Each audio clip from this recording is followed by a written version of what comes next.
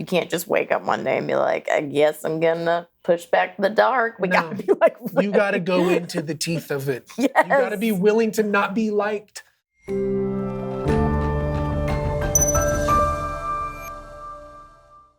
I am here today with one of our favorites, Ryan Stevenson. Thank you for coming. You're welcome. Ryan. I'm glad to be here.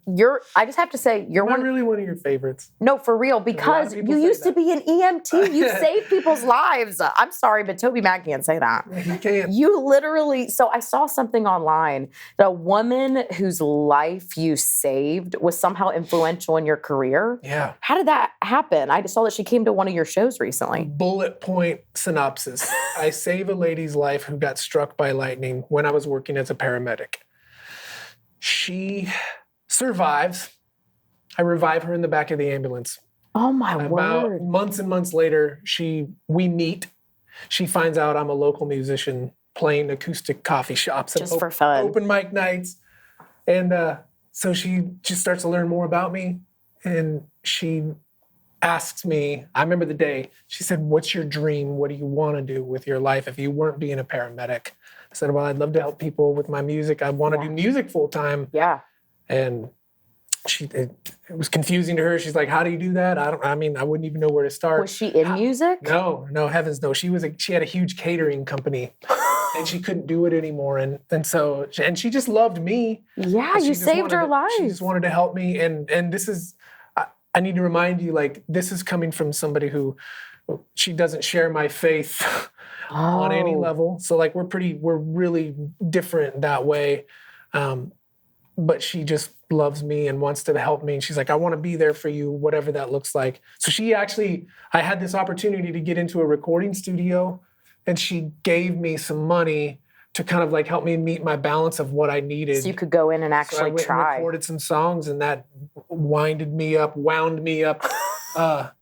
hanging out with Toby Mac eventually, through a series of events and a song called Speak Life. And it was just like this crazy, weird, unconventional, meticulously crafted story and journey only set up by God that I can't really explain any clearer than that. It's just, that's my weird beginning. But I like that God can use a situation that you wouldn't even think would make sense. You're like, this person wouldn't even from the outside, like, know God to be like, do you want me to invest in Ryan? Like, she was just trying to like love on you and your family. And now your music's, is she floored now? What's her perspective that she gets to see you bless people? She's my biggest fan. We stay in touch all the time. She texts me every year. She texts me a lot.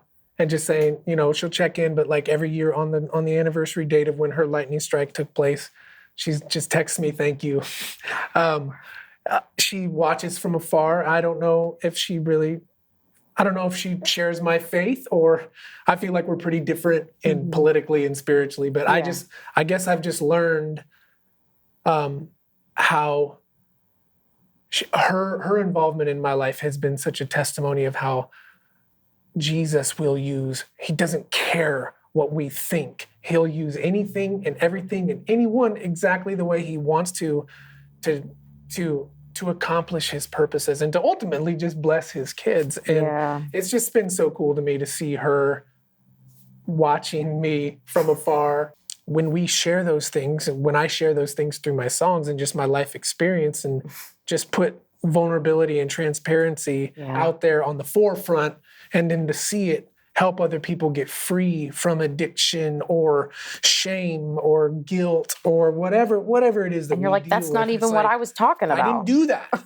Like, I just write the song. The rest of it I have very little to do with. Thank God that he just meets us through sound and through his spirit, just encountering people. And I love how those stories just get woven into people's lives. At really special moments.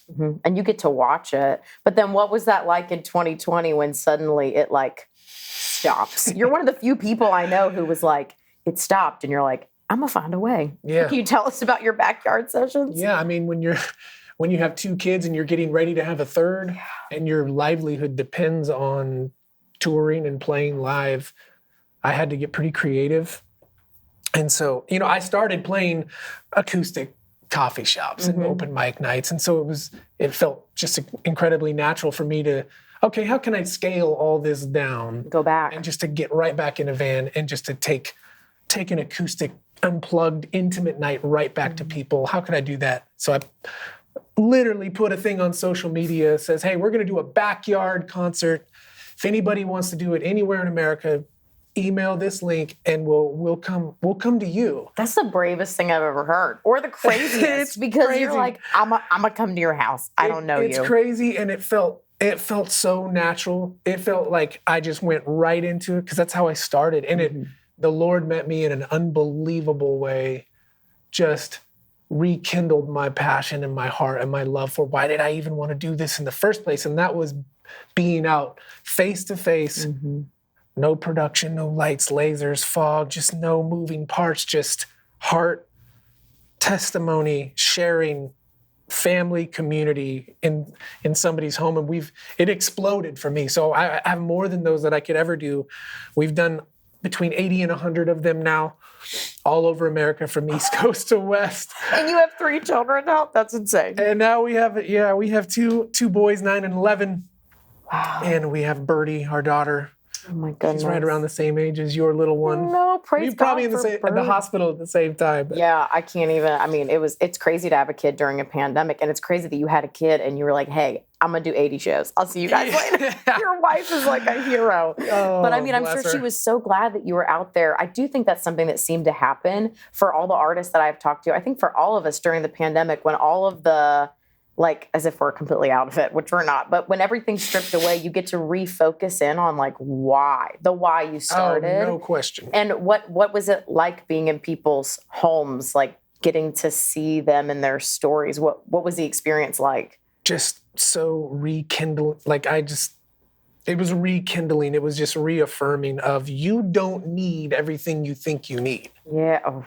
You don't need all that. I'm clearing the distractions out of your eyes. I'm answering the cry of your heart that you've been just wanting perfect vision. You've been wanting that clarity. I'm giving it to you, and it's right here in this living room, in this gazebo. These are my people. Yeah. This is my church. This is my body. You don't need all the other things that have an impact. And the vast, overwhelming majority of the hosts that have brought us in, they just invite their neighbors. They just invite their neighborhoods.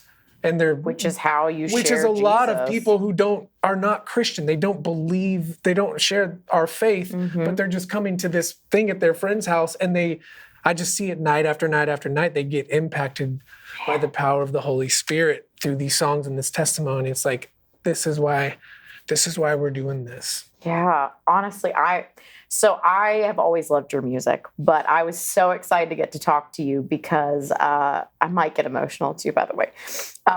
My sweet aunt has been battling breast cancer, and she told me that your song, When We Fall Apart, has carried her through. And I just wanted to say thank you. You're welcome. And I just wanted to ask you about that song because I know it's deeply personal for you. But my aunt said that when she would lay there for radiation every day, that lyric, there's a healing in the story of your scars. Yeah. Like she would do it over and over. And she said she would pray the whole time because, it's painful and she's experiencing scars to her own body. And she's doing better now, and we hope that it's going to stay that way. But, cancer is one of those things that just keeps coming back for her. But when she told me it was your song, I was like, I already know and respect Ryan, but I just wanted to know, like, what it was like for you to write that song out of a deep place where there's like a lot of stuff. And I just wanted to ask if you'd be willing to share that. Sure, of course. Thank you for sharing that, by the way. Yeah. Sorry. My mom got cancer when I was in the 8th grade. And So young. so that next year, she started going through treatments. My dad got a long-haul truck driving job, and my older sister went away to college. Oh, my So word. for the next years of my life, I was a young boy, 8th grader, trying to navigate junior high and high school. And adult things. With a mom that's super sick. Once my mom got sick, she never recovered. She was never the same. She was sick from then on.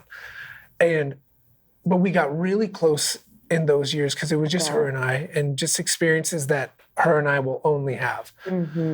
fast forward all these years later, when she passed when I just right before I was about to turn 30, and the cancer finally, took her, and it was horrible to watch because that's your mom, and but I wrote that song because the last conversation, I thought my mom was so wise and she was such a nurturer. Like, if you know me, you know her. Oh. I went into her room. She was on hospice in our home. Oh, goodness. And my sister stopped me before I went there, and she's like, "Hey, you need to say goodbye to mom, but don't be surprised if she's not all the way there. Like, she's pretty confused." Yeah. And so I went into her room and just, I'm a complete mess. I'm the baby of the family. Oh my goodness. I'm the only son. Oh. And so it was like this, I knew this is it, but my mom just kind of wakes up and has this moment of clarity, and she starts saying these things. She's like, "Ryan, listen, I'm going to be okay. I'm exhausted. I'm ready to go be with the Lord. But don't you think for 2 seconds that you need to leave here today feeling like you have to have it all together."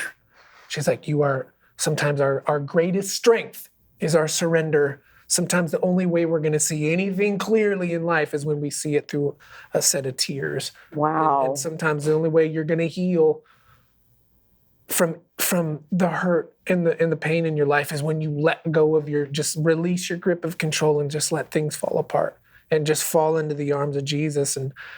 And that conversation, her literal last words to me, became, all these years later, I was writing my book, and I had to go back and remember these seasons of my life where these trajectory shifting moments that changed everything. And I remembered that conversation that my mom we had spoke about that day. Last thing she ever said to me, there's healing in your scars. There's healing in that testimony. It heals other people. Yeah. So it's like, well, Mom, these are your words. And I wrote this song called When We Fall Apart. And it was incredibly healing to me. It was like a therapy thing. Yeah.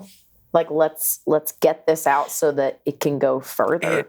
And it's just been incredibly encouraging to see that song all these years later, after she's been gone for 12 years, to see that her words now impacting meeting other people in the middle of their grief and loss and sickness and all the things that people are going through. It's like, that's just what my mom said to me. Yeah, I have to tell you that, like, it goes back to what we said earlier, that there is not coincidence. God will use anything, even this insanely painful, you would probably not want to relive it moment, except that it's a sweet moment with your mom, and that God would set you up to have a music career that like your mom can touch all these people, even if she's not here anymore. It's so beautiful. Like, it's very special. And that's why we're so glad that you're doing music and you're working on a new project. And like, obviously I'm emotional about the stuff you do changes people's lives. So can you tell us about like what you have coming? Because we have no doubt God's going to use it. What are you excited about that's in the new album? I will say I'm exhausted. Are we all? I'm exhausted in the best way I've ever been in any musical sense. I've spent. I just feel like I have wrung every last drop out of anything, any creative flow or just heart or prayer or just conversation with the Lord. I've just spent countless time just pouring into this batch of songs because I feel like this is an important hour in the history of our world and in our culture and in just the cultural and political landscape. The Lord has just taken the last 2 years to do something different in my heart that I just want to be bold to speak to those things, but just inject and infuse so much hope and just hopefully culture changing, shifting boldness that inspires other people to not try to just escape from the darkness and all the icky stuff, but to change it. Yeah. To do it, and so that's what, if you want to expect anything from a new project from me, it's probably just a lot of prayer and a lot of revelation face to face of what we've been living in the last 2 years. And I don't know that I've poured any deeper into a record and potential radio singles to share with everybody in radio stations than ever until this moment. It's an important time to have a voice because I think God is like doing something, you know, even if we're not fully aware of what it is yet, distractions are pushed out of the way. Things have never been in more turmoil, and like you get to speak some truth to that. So, I mean, of course, we're so grateful that you're doing it, that you're putting so much time and energy into it. And it sounds like, would your goal be that you're trying to like motivate people towards something good? No question. Change. Yeah, absolutely. I guess in a nutshell, I just want to inspire and provoke my generation to become agents. Like, I feel like that's why we were created, to be light, to be a city set apart on a hill for all to see, to just not always want to escape the icky stuff of the culture, but to actually go to engage it and to change it through the power of the Holy Ghost. That's just it. You got to get like ready to do that. You can't just wake up one day and be like, I guess I'm gonna push back the dark. We got to be like, ready. You got to go into the teeth of it. You got to be willing to not be liked.